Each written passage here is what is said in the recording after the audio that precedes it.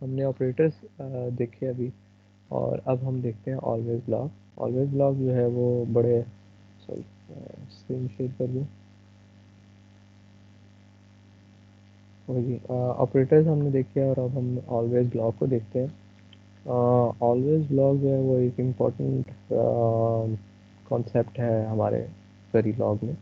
अभी तक जो हम घर पे आ रहे थे वो सारा असाइन स्टेटमेंट और मॉड्यूल के अंदर असाइन स्टेटमेंट थी। अब एक नई चीज़ आ जाएगी हमारे पास, ऑलवेज ब्लॉक, और इसमें हम जो है वो बाकी चीज़ें मज़ीद डिटेल में मैं आपको साथ साथ बताता हूँ। वी नीड,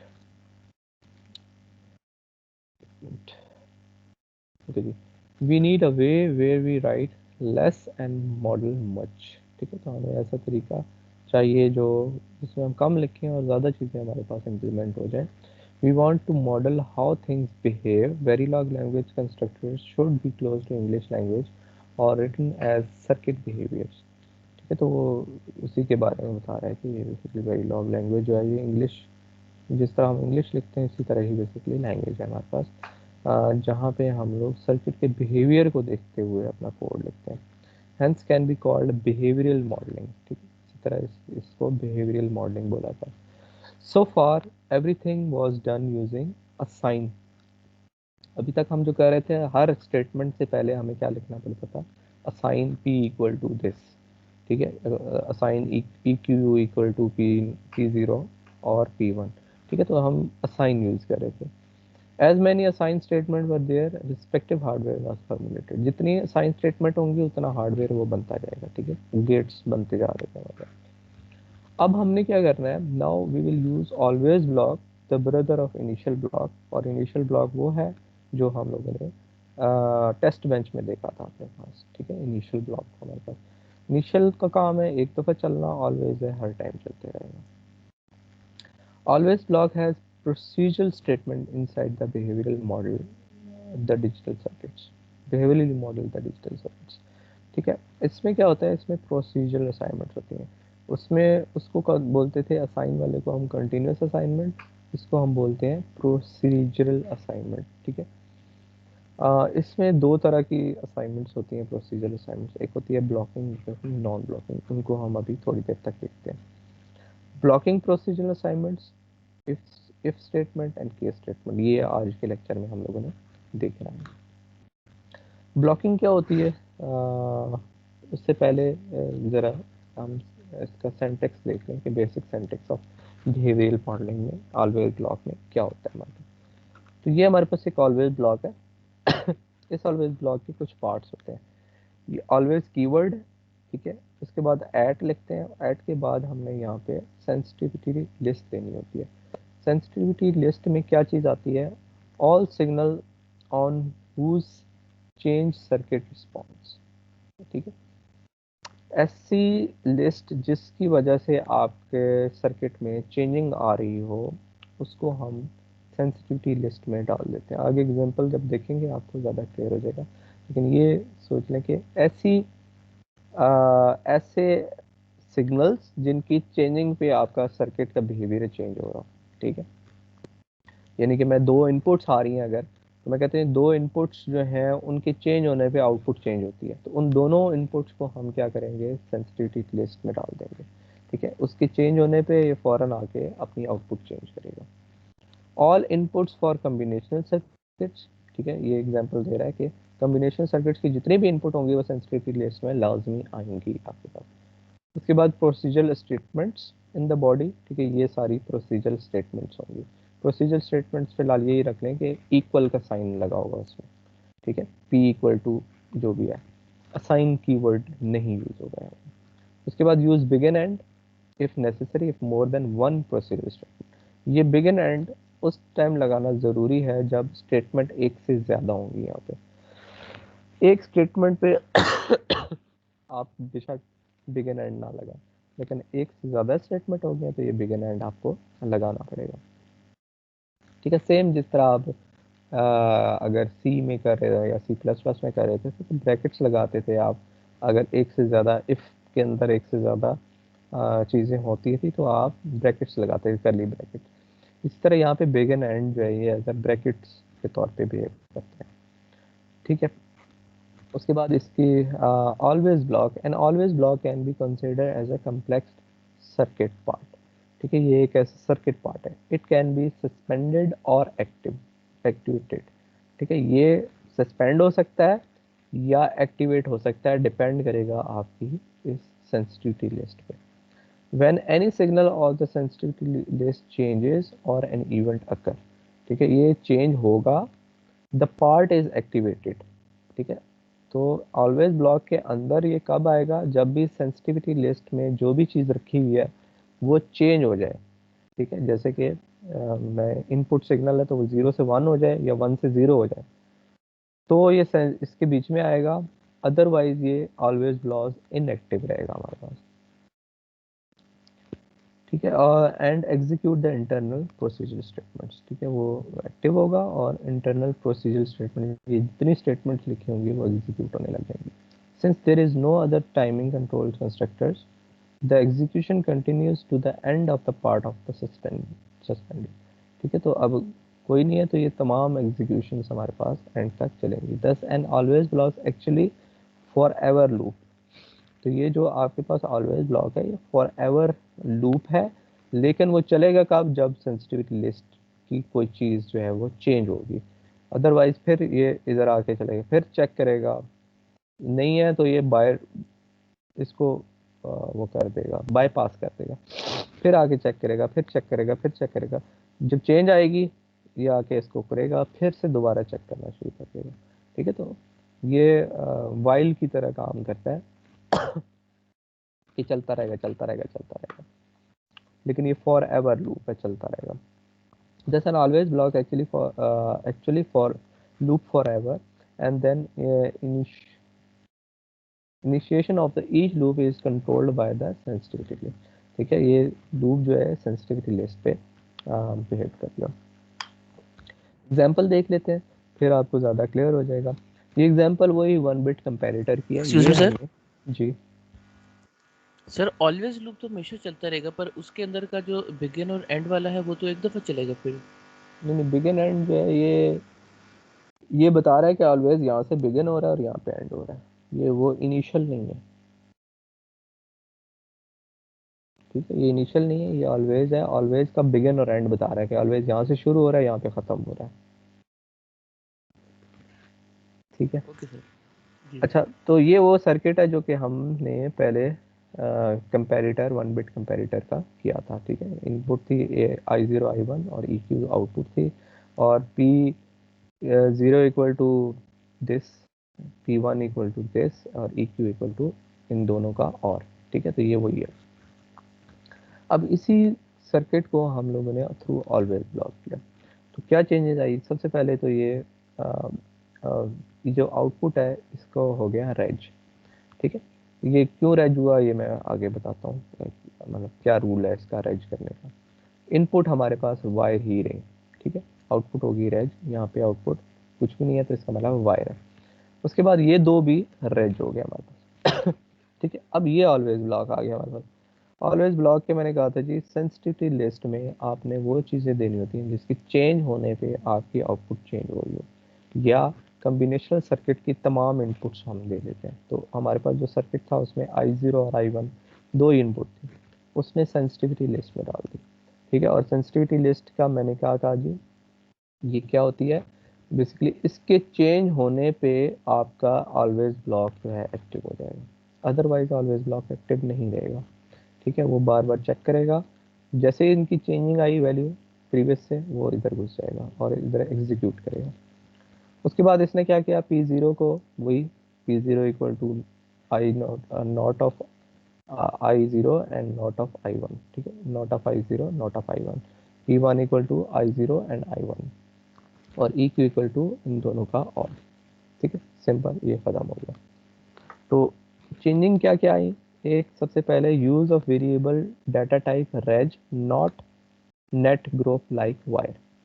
ठीक है, ऑलवेज ब्लॉक के अंदर जो ये इक्वल के इस साइड पे चीज़ें होंगी ये हमेशा रेज में होंगी। इधर मैंने बताया था इधर ऑलवेज वायर होंगी। असाइन जब भी कीवर्ड यूज़ करेंगे उसके इक्वल की इस साइड पे जो चीज़ होगी वो हमेशा क्या होगी, वायर ऑलवेज ब्लॉक में इस साइड पे जो भी चीज़ होगी वो क्या होगी, रेज होगी।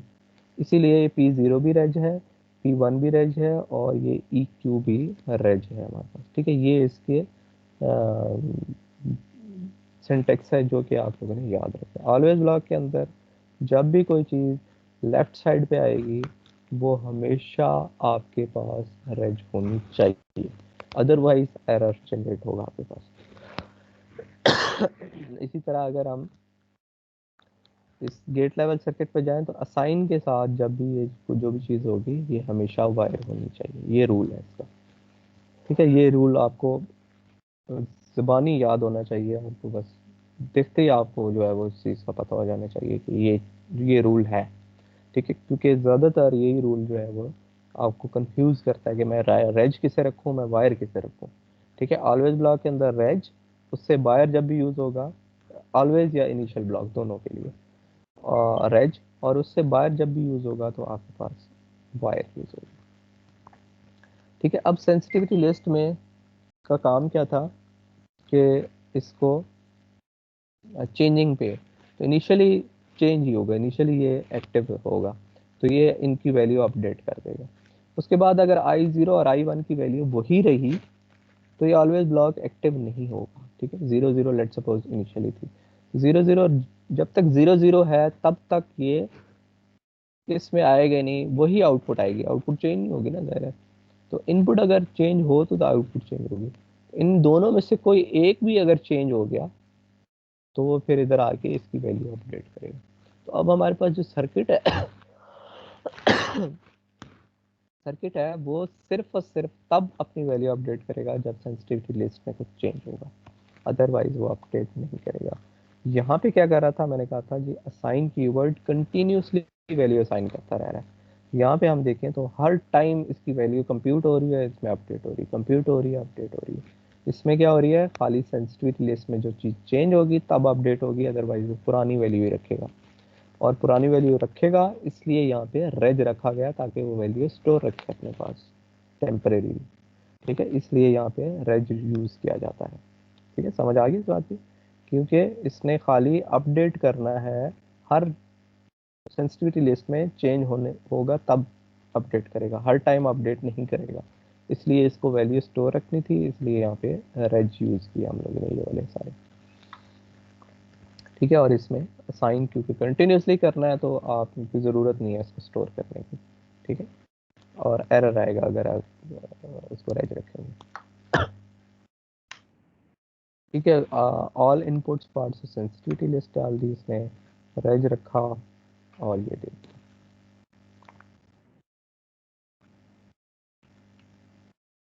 ठीक है, ब्लॉकिंग, इसको हम बोलते हैं ब्लॉकिंग असाइनमेंट। अच्छा, ये बात अगर आएगी, अच्छा यहाँ पे हमने बोला था कि जितने भी असाइन स्टेटमेंट हैं ये सारे पैरेलल में एग्जीक्यूट होते हैं। ठीक है, लेकिन यहाँ पे जो है ये लाइन बाय लाइन होगी, इसको बोलते हैं blocking assignment. We will see blocking assignment shortly.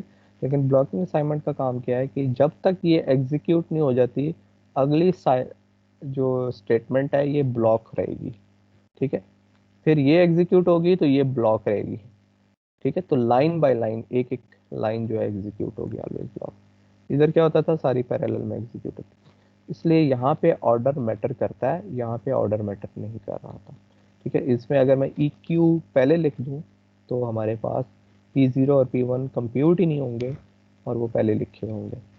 ठीक है, तो इसमें जो है ऑर्डर आपके पास मैटर करता है, तो order of the statement is important, ये लिखी हुई लाइन थी।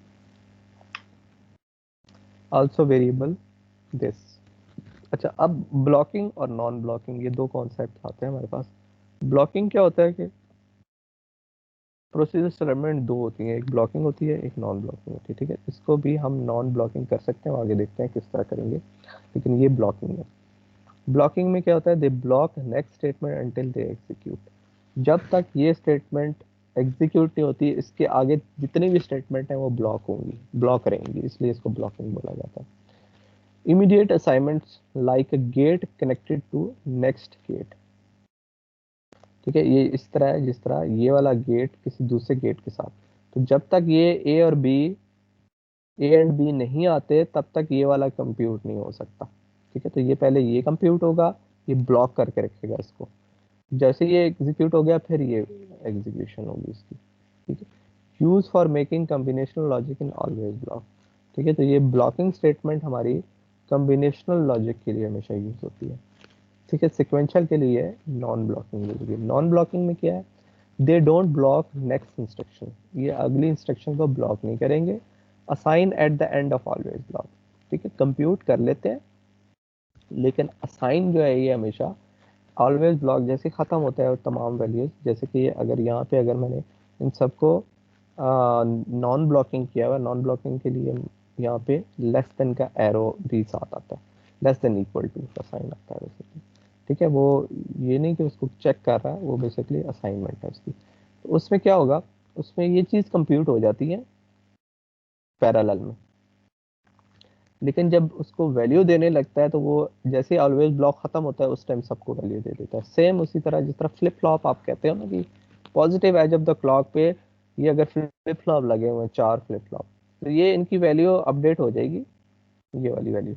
लेकिन ये क्यू पे वैल्यू तब तक नहीं जाएगी जब तक आपके पास एक positive edge of the clock नहीं आता या negative edge of the clock नहीं आता, ठीक है।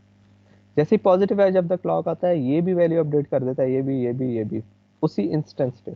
इसी तरह ऑलवेज ब्लॉक में भी आपके पास वैल्यू तब असाइन हो जा, ये कंप्यूट हो जाता है, लेकिन आपके पास वैल्यू तब असाइन होती है जब ऑलवेज ब्लॉक का एंड आ जाता है। एंड आ जाता है और सबको वैल्यू टक टक टक टक करके असाइन कर देते हैं, ठीक है। लेकिन उसका साइन डिफरेंट होता है, वो आगे हम देखते हैं कि क्या साइन होता है जब हम नॉन ब्लॉकिंग असाइनमेंट कर रहे होते हैं, ठीक है। अभी हमने क्या किया, ब्लॉकिंग असाइनमेंट, ठीक है, जिसमें इक्वल टू का साइन होता है।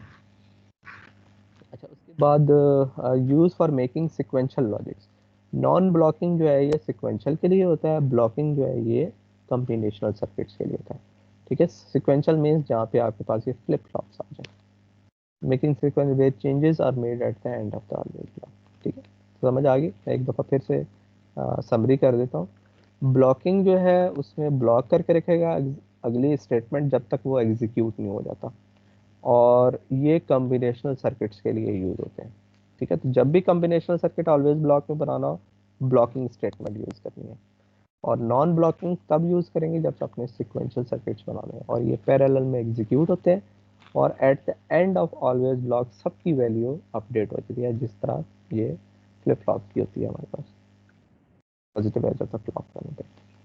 उसके बाद आ गया हमारे पास if statements, case statement.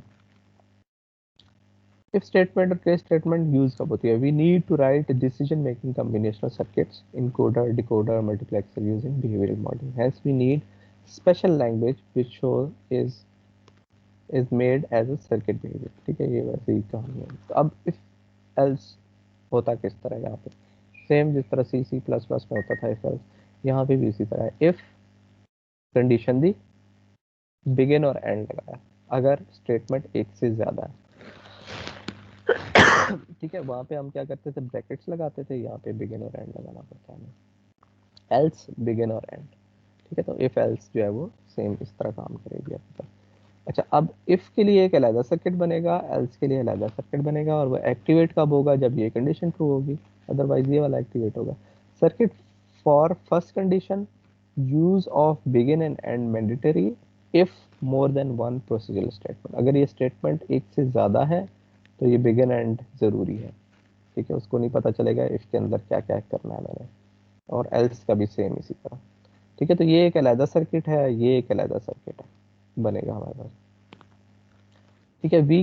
We are making hardware and two circuits will be made with which will be activate in two different condition, ठीक है। तो ये हार्डवेयर अगर हम सोचें इसका, तो ये अलहदा हार्डवेयर बनाएगा, ये अलहदा हार्डवेयर बनाएगा, इसके एक्टिवेट होने की कंडीशन ये होगी, इसकी कोई और होगी, ठीक है, इसके अलावा। अच्छा, उसके बाद ये अगर मल्टीपल इफ एल्स लगाने होते हैं, इफ एल्स इफ करके लगाते हैं आप, ठीक है। एल्स इफ और आखिर में एल्स आएगा हमारे पास। तो अच्छा, अब ये एक और चीज़ हो रहा है, if two condition are true at the same time, let's suppose ये भी ट्रू होगी, ये भी ट्रू होगी, उस केस में किसी एक को चलाना है, दोनों नहीं चलाएगा। किसको चलाएगा, जिसको हमने पहले लिखा हुआ है उसकी प्रायोरिटी ज़्यादा होगी, ठीक है। If two conditions are true at the same time then priority will be to the one which is written first, जो पहले लिखा हुआ है, ठीक है, जो पहले होगी। अगर इन दोनों में से हो गई तो ये वाला पहले चले, ये वाला चलेगा, दूसरा चलेगा ही नहीं। दिस जनरेट प्रायोरिटी राउटिंग, ठीक है, ये इसको प्रायोरिटी बोलते हैं कि जिसको आपने प्रायोरिटी ज़्यादा देनी है उसको पहले लिख लें, ठीक है। आप चाह रहे हैं कि दो कंडीशंस हैं और मे बी सर्किट में कहीं दोनों कंडीशन जो है वो ट्रू हो गई हैं, तो आप चाह रहे हो कि यार कोई एक एग्जीक्यूट हो और वो वाली होगी जो पहले लिखी हुई होगी, तो आप उसको पहले लिखते हैं जिसको आप चाहते हो कि यार ये दोनों अगर ट्रू हो गई हैं तो ये वाली एक्टिवेट हो, दूसरी ना हो, तो आप उसको पहले लिख देंगे।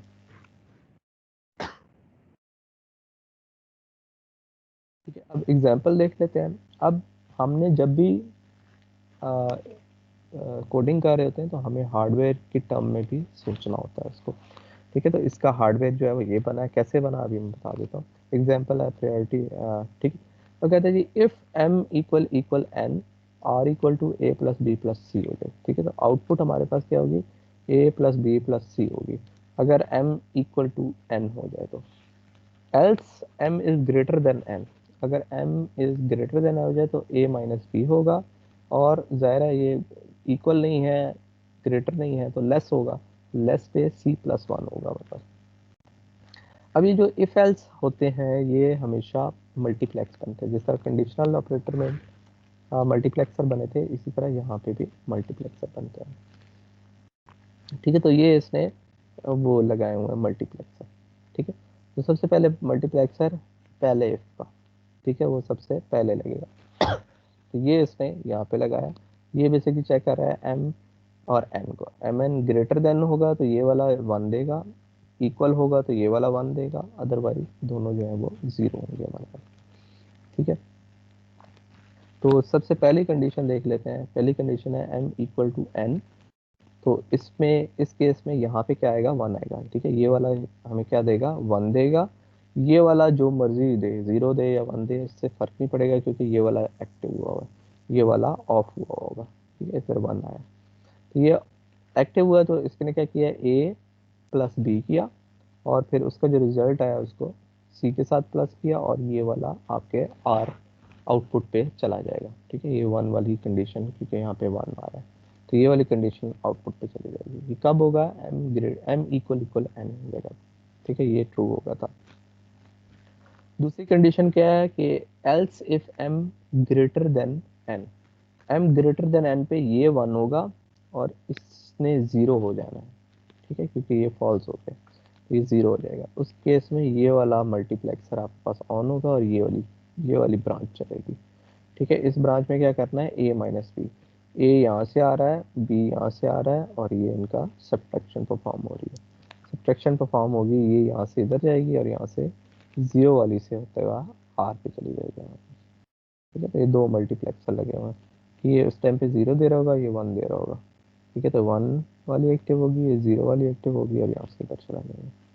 इसके अलावा कंडीशन जो आएगी उसमें ये भी ज़ीरो होगा, ये भी ज़ीरो होगा, तो ये वाली ज़ीरो भी आउटपुट पे, ये ज़ीरो इधर से, तो ये क्या कर रहा है, सी प्लस वन, सी में प्लस वन कर रहा है।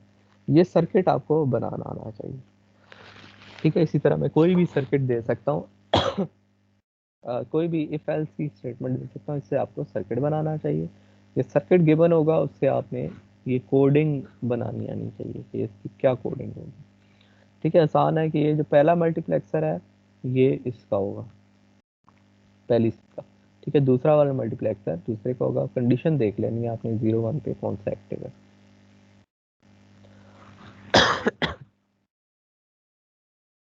ठीक है जी, किसी को कंफ्यूजन इसमें? नो सर, क्लियर है।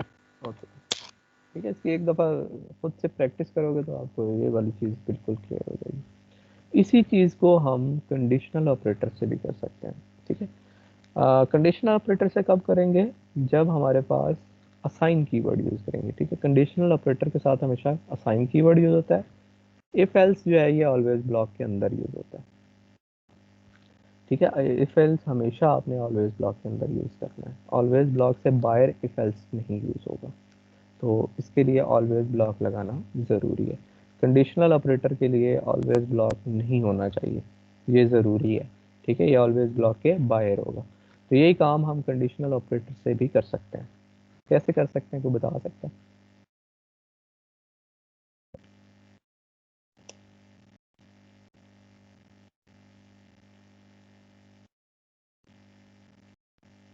अभी कोई करके बता सकता है मुझे किस तरह कंडीशनल ऑपरेटर से करेंगे हम?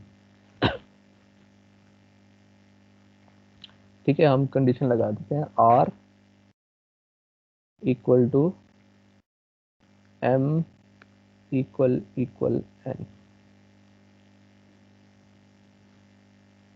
ठीक है, ये कंडीशन अगर ट्रू होगी तो क्या करना चाहिए इसको?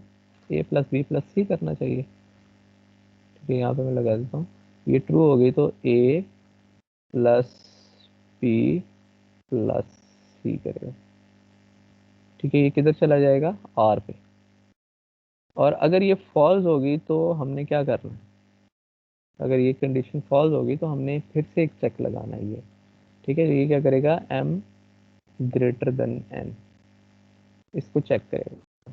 ठीक है, फिर से एक कंडीशन लगेगी। अब ये देख रहे हैं कि ये हो क्या रहा है, ये हो रहा है ये ट्रू पे तो ये दे रहा है, फॉल्स पे फिर कंडीशन लगा दिए थे। इफ के अंदर बेसिकली एक और इफ जिस तरह हम लगाते हैं, ये उसी तरह ही है। ठीक है, तो ये अगर ट्रू हो गई तो क्या करेगा? ए माइनस बी, ए माइनस बी करेगा। और अगर ये फॉल्स हो गई तो फिर से एक कंडीशन, चल फिर से कंडीशन तो कोई नहीं आ गया, अब तो डायरेक्ट वैल्यू देनी है, C plus B, sorry C plus one.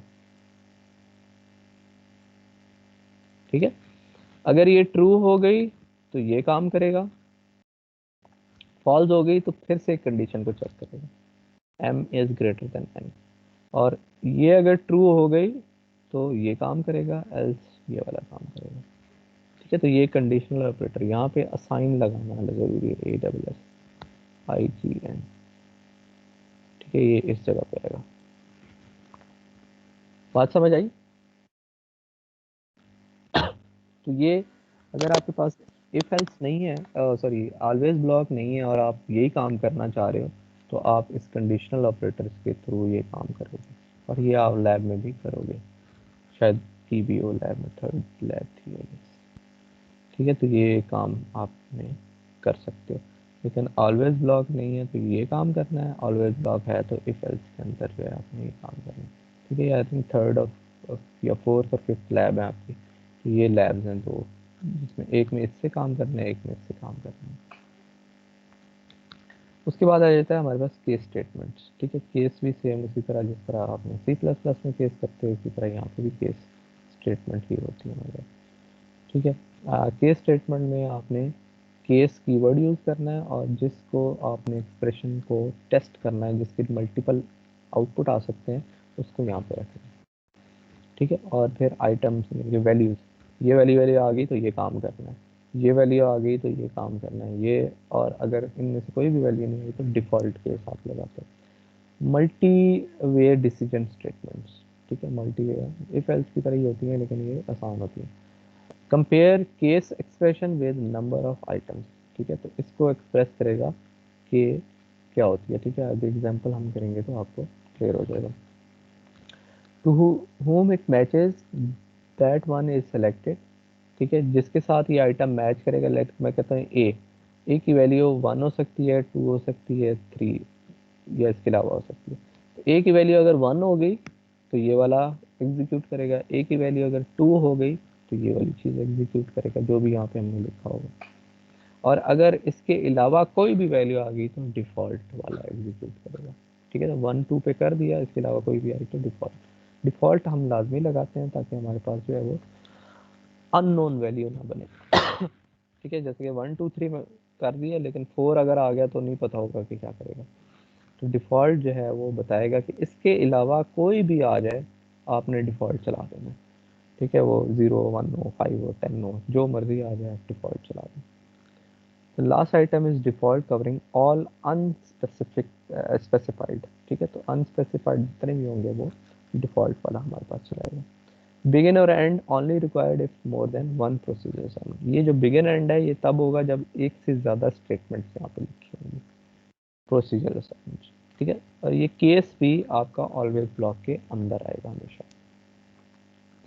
Example decoder की उसने एग्जाम्पल की, डिकोडर क्या है जी, जब ये एक इसकी इनेबल पिन है, ठीक है, ये इनेबल पिन है और ये इसकी 2 बिट की सिलेक्शन कह लें, जिसकी बेस पे आउटपुट आएगा।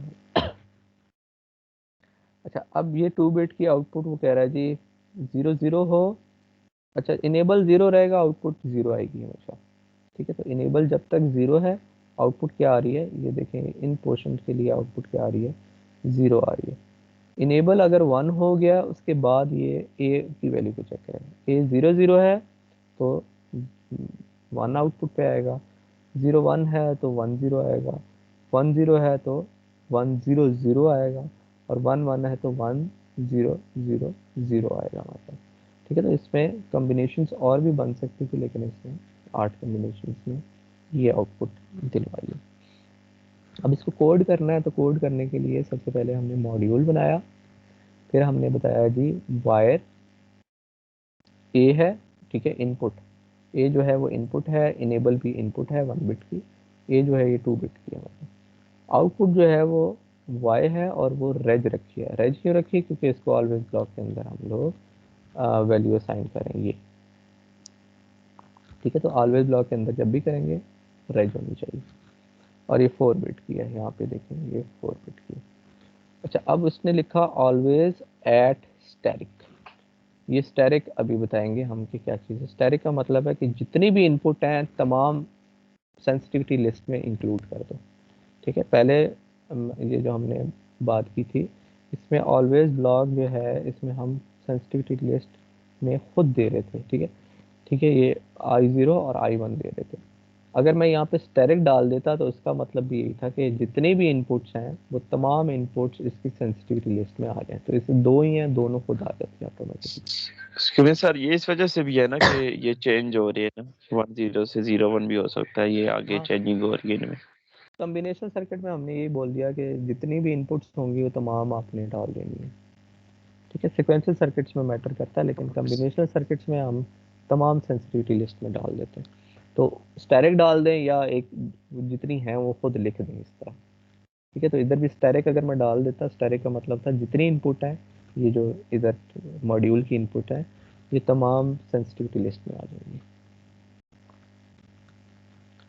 ठीक है, उसके बाद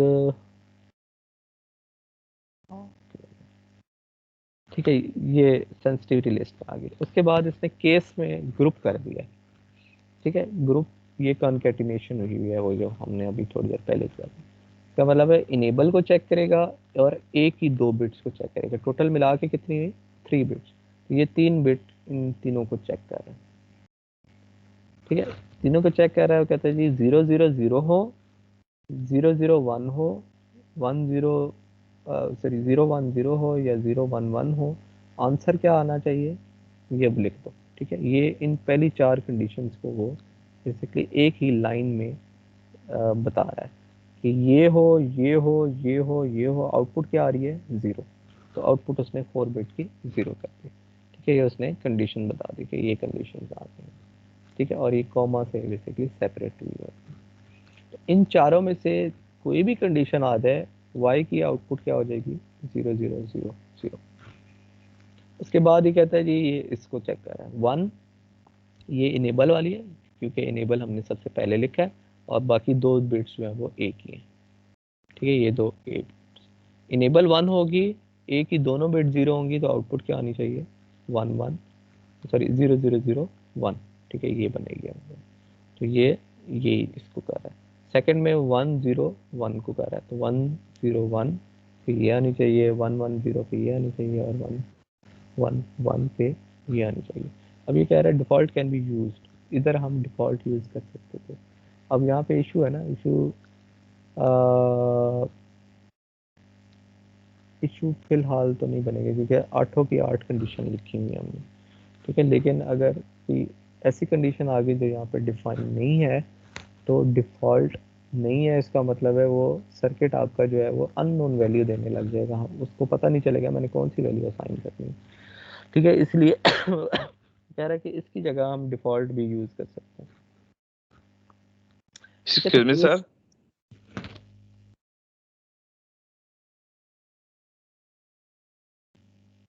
जी पूछिए। हेलो। जी जी पूछे पूछे।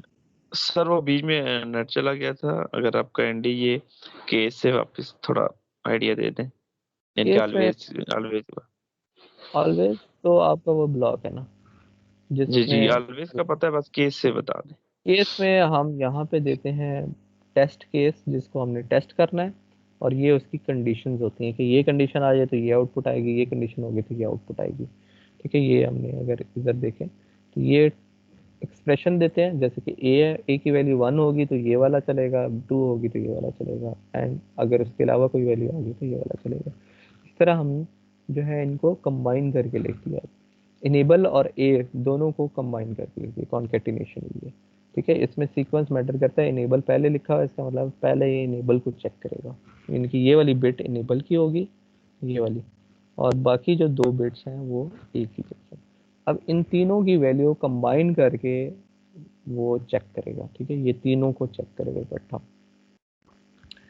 तीनों की वैल्यू 0 0 0 या 0 1 0 0 1 या 0 1 0 या 0 1 1 या ये 4 कंडीशन है ये वाली। ठीक है, पहली 4 कंडीशन के लिए आउटपुट हमारा क्या आ रहा था, 0 ही आ रहा था।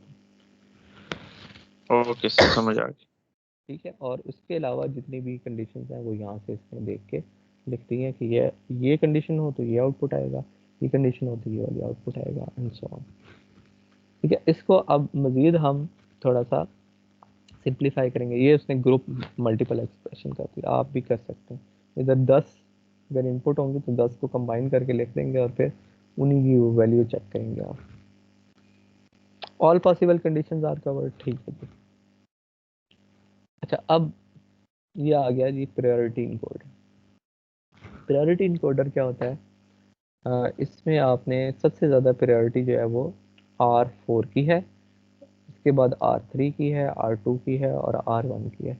यानी कि R4 अगर 1 हो गया, बाकी जो मर्जी वैल्यू हुई हमने आंसर 1 0 लिख देना है। ठीक है, इस तरह R3 की वैल्यू अगर R4 की 0 हो गई और R3 की 1 हो गई, बाकी दोनों की जो मर्जी वैल्यू है हमने ये वाला आउटपुट दे देना है। ठीक है, इसको बोलते हैं प्रायोरिटी।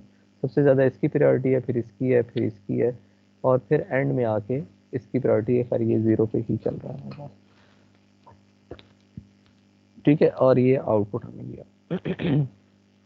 अब इसने जो है एक तरीका ये इसने बनाया हुआ है। ठीक है, इसको हम फिर सिंप्लीफाई करेंगे कि मजीद सिंप्लीफाई कैसे हो सकता है।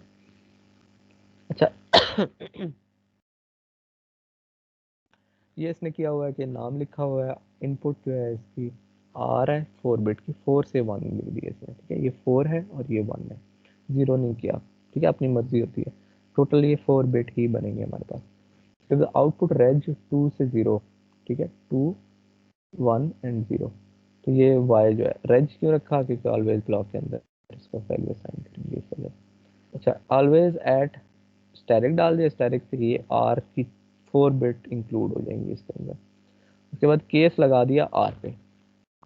ठीक है, ये जो आर है, आर की वैल्यू 1 0 0 0 रहेगी, ये 1 0 0 0 रहेगी, या 1 0 0 1 0 1 0 1 1 0 0 1 1। ठीक है, ये चार कितनी कम्बिनेशन बनती हैं, 8 कम्बिनेशन बनती हैं। ये 8 की 8 उसने यहाँ पे लिख दी। ठीक है, ये वाली 0 0 0 हो गई, 0 0 1 हो गई, 0 1 0 हो गई, 0 1 1 हो गई, फिर ये 1 0 0 हो गई, फिर 1 0 1 हो गई, फिर 1 1 0 हो गई, एंड 1 1 1 हो गई। ठीक है, यहाँ तक क्लियर है? ये 8 कंडीशन बनती हैं। इसको 1 कर दो, बाकियों को वही पूरी कॉम्बिनेशन चलानी है। उसके लिए आउटपुट क्या आएगी, 1 0 0। ठीक है, तो इस कंडीशन के लिए आउटपुट क्या आई है, 1 0 0 आई है। फिर 0 1 रखी, ये 2 फिक्स रखी, बाकी जो है 0 0 हो गई, 0 1 हो गई, 1 0 हो गई, एंड 1 1 हो गई। ठीक है, इसके लिए आउटपुट क्या आनी चाहिए थी, ये वाली 0 1 1। ठीक है, इसके बाद ये 3 फिक्स रखी और इसको 0 और 1 किया। ठीक है, तो ये 3 फिक्स है और ये 0 किया, फिर ये 1 कर दिया। ठीक है, ये 3 फिक्स है। इसके लिए आउटपुट क्या आई 0 1 0, तो ये 0 1 0 इसने यहाँ पे यहाँ से लिया। उसके बाद ये जो लास्ट है 0 0 0 0 के लिए वो इसने दे दी, ये एक एक्स्ट्रा दे दी है इसने, वैसे ये बनती नहीं है, ठीक है ये बनती नहीं है इस टेबल के लिहाज से, लेकिन इसने एक एक्स्ट्रा लिख दी। तो 0 0 0 0 के लिए उसने क्या कर दिया, ये वाली कंडीशन, ठीक है। तो ये अब सारी कंडीशंस हमारे पास आ गई हैं। अब इसको मजीद simplify, but for this type of code we have simpler way. अब इससे सिंपलर वे भी है। सिंपल वे क्या है, case X and case Z. यहाँ पे हमने खाली केस लगाया, अब केस जेड और केस एक्स कर रहे हैं। There are two variants in addition to the regular case statement is a case z. The z value and the question mark character is item expressed as treated as don't care, ठीक है। इसमें z और question mark अगर हम डाल दें तो वो as a don't care condition होता है। उसके बाद केस x है, केस x में z भी आता है, x भी आता है और क्वेश्चन मार्क आता है, तीनों चीज़ें आ जाती हैं जो कि डोंट केयर कंडीशन है। तो हम केस अगर x लगा दें उसमें z भी कवर हो जाता है और x भी कवर हो जाता है, लेकिन केस z में x कवर नहीं होता, ठीक है। x अगर आप लगाया तो केस x लगाना पड़ेगा। Since the z and x value may appear in simulation, the question mark character is preferred, ठीक है। तो हम क्या करते हैं, क्वेश्चन मार्क प्रेफर्ड करते हैं कि क्वेश्चन मार्क लगा दें तो z और x दोनों को कवर कर लेगा हमारा। तो अब यहाँ पे केस क्या लगा दिया इसने, ऑलवेज केस z लगा दिया। केस z में क्वेश्चन मार्क भी आपके पास आता है। तो आप क्या करोगे, 1 और आगे question mark question mark question mark means के इनकी कोई भी वैल्यू हो जाए वी डोंट केयर, ठीक है। आउटपुट क्या आना चाहिए 1 0 0, ठीक है। पहली 1 होनी चाहिए, बाकी जो मर्जी वैल्यू हो आउटपुट 1 0 0, ये वाली पहली कंडीशन, ठीक है। तो ये क्वेश्चन एक्स की जगह इसने क्या कर दिया, क्वेश्चन मार्क यहाँ पे लगा दिया। उसके बाद 0 1 और 2 क्वेश्चन मार्क, ठीक है, ये सेकेंड वाली, और फिर थर्ड वाली एंड फोर्थ वाली तो जाहिर है ये वाली जो है ये ऑल जीरो है। इसने एक एक्स्ट्रा भी ये लगा दिया, ये चाहे तो लगाने चाहे तो ना लगाएं क्योंकि टेबल में नहीं है हमारे पास, ठीक है जी। ये समझ आ गई सबको। तो केस z या केस x भी हम यूज़ कर सकते हैं। अगर यहाँ पे मैं क्वेश्चन मार्क लगा दूँ तो केस z केस x दोनों यूज़ हो जाएंगे हमारे पास, ठीक है। Excuse me sir. जी जी पूछें।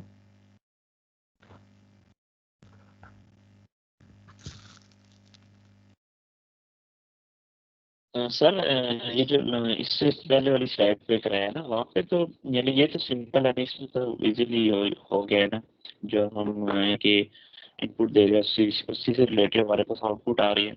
लेकिन लास्ट वाली स्लाइड में यानी कि हम कंडीशन डिफरेंट दे रहे थे, एक तो सेम दे रहे थे उससे रिलेटेड आ रहे थे, लेकिन बीच में और भी कंडीशन दे रहे थे। ये इसकी बात कर रहे हो?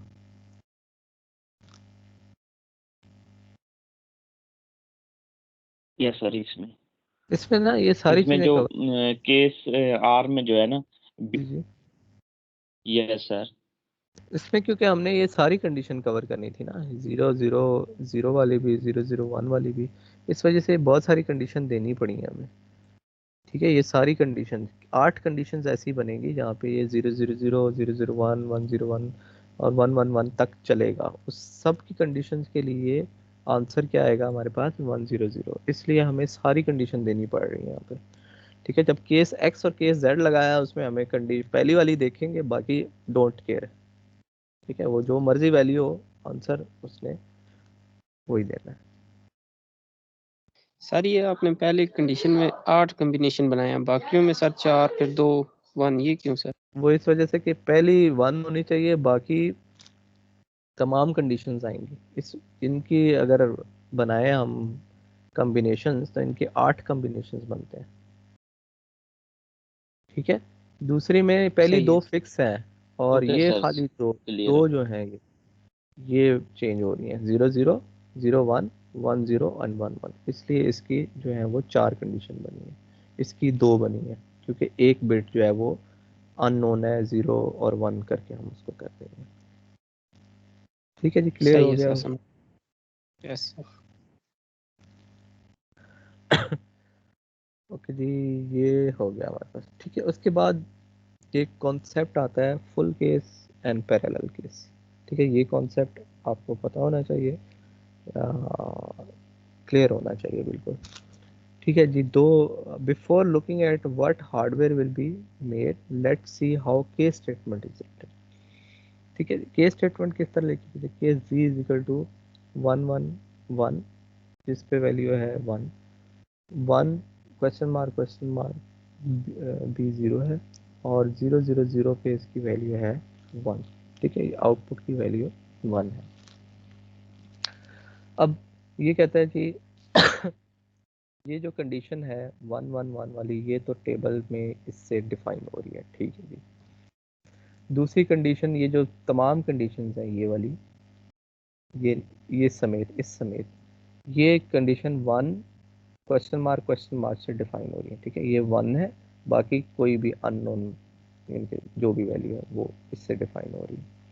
और थर्ड वाली जो है, अच्छा अब ये यहाँ पे बोल रहा है कि ये जो कंडीशन है 1 1 1 वाली, ये इसमें भी कवर हो रही है और इसमें भी हो रही है। ठीक है, ये देखें 1 1 1 इसमें भी आएगी, और 1 और आगे 1 1 1 वाली कंडीशन इसमें भी आएगी। इसमें आउटपुट क्या आ रही है? y की 1, और इसमें आ रही है y की आउटपुट आ रही है 0। तो ये जो केस है, इसमें दो डिफरेंट आउटपुट आ रही हैं एक ही इनपुट पे।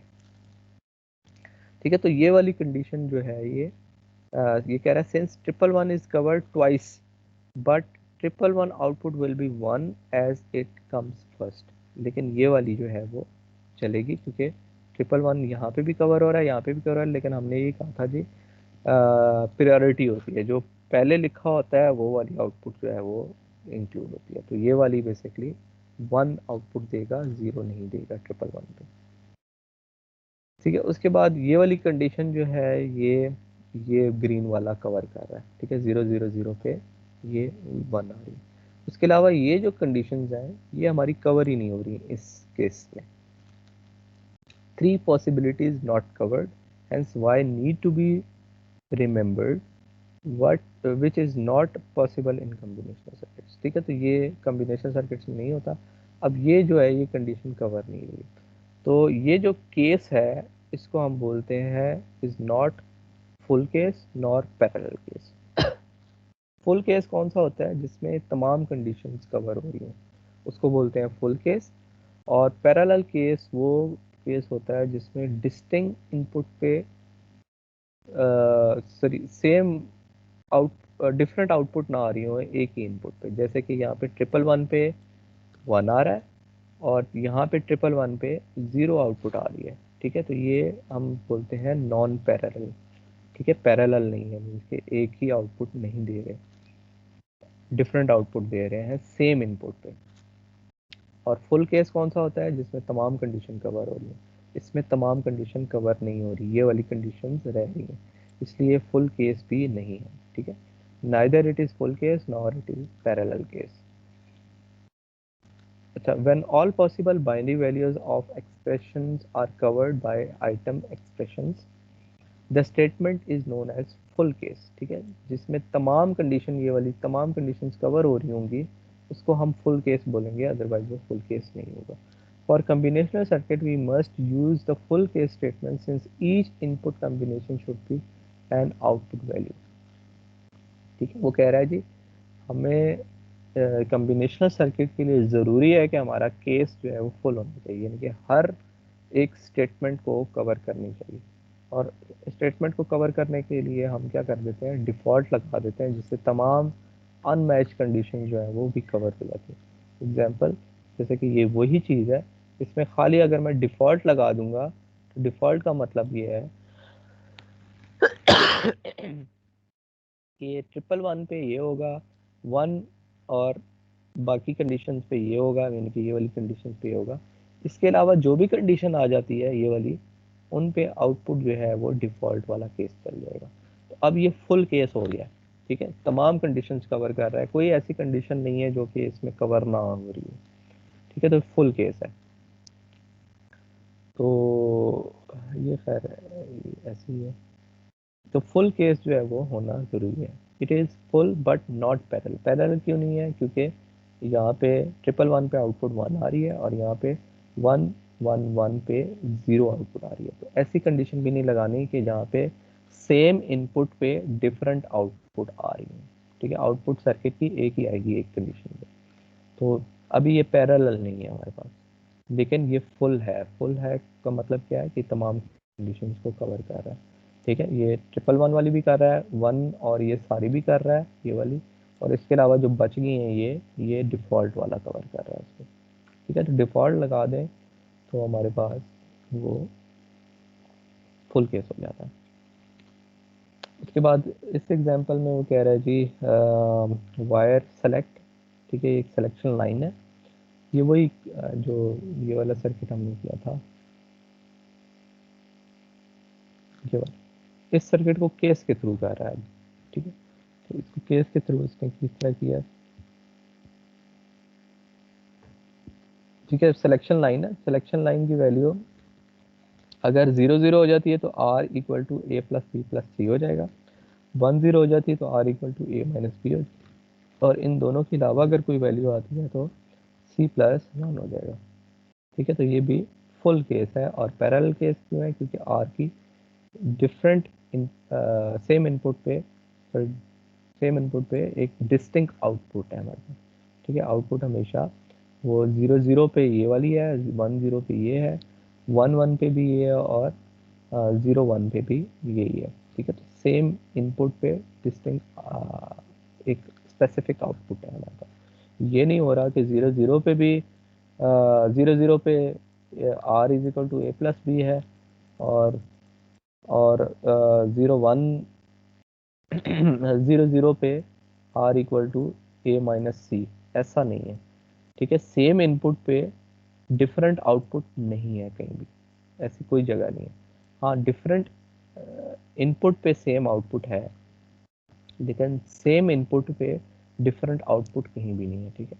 तो 0 0 पे ये है, 1 0 पे ये है, 1 1 पे ये है, और 1 0 पे भी यही है, ठीक है। तो कहीं ऐसा नहीं है कि सेम इनपुट पे दो डिफरेंट आउटपुट को शो करवा रहा हूँ, तो इसलिए पैरेलल नहीं है हमारे पास, ठीक है। ये थोड़ा सा कंफ्यूज करता है। पैरेलल केस कि क्या होता है? पैरेलल केस ये होता है कि बेसिकली आपके पास सेम इनपुट पे दो डिफरेंट आउटपुट नहीं आनी चाहिए, ठीक है। जैसे कि मैं 0 0 पे मैं ये कह दूँ a plus B plus C हो रहा है, और 0 0 पे a माइनस सी भी हो रहा है, ठीक है। तो ये एक गलत चीज़ है जो कि नहीं होनी चाहिए आपके पास सर्किट में, ठीक है, जो कि इसमें नहीं आ रहा कहीं। उसके बाद राउटिंग स्ट्रक्चर्स, ठीक है, आज मेरा ख्याल है यहीं तक रखते हैं हम, बल्कि ये यस सर, काफी है।